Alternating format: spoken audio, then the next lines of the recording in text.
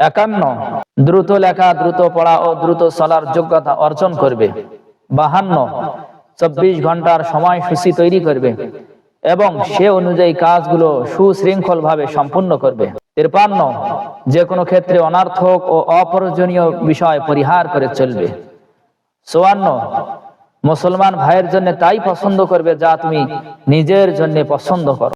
55 পিতামাতা, গুরুজন ও অন্যান্য বড়দের সম্মান করবে ও তেনাদের খেদমত করবে, তেনাদের মনে কোনো আঘাত দিবে না। 56 অযথা অর্থকড়ি খরচ করবে না। 57 জ্ঞানীদের পরিশ্রমের কথা স্মরণ রেখে তুমিও তাদের মতো পরিশ্রম করবে। 58 যে জ্ঞানের প্রতি তৎক্ষণিক মুখাপেক্ষী তা আগে অর্জন করবে, তারপর ভবিষ্যতে যেগুলির প্রতি মুখাপেক্ষী হবে পর্যায়ক্রমে অর্জন করবে।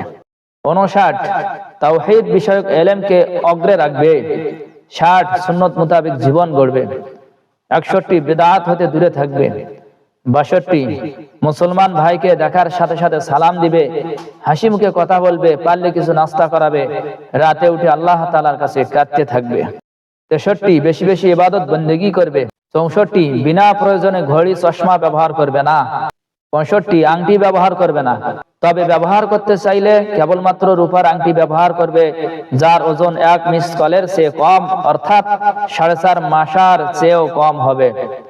66 ছাত্র জামানায় পান খাওয়ার নেশা বানাবে না।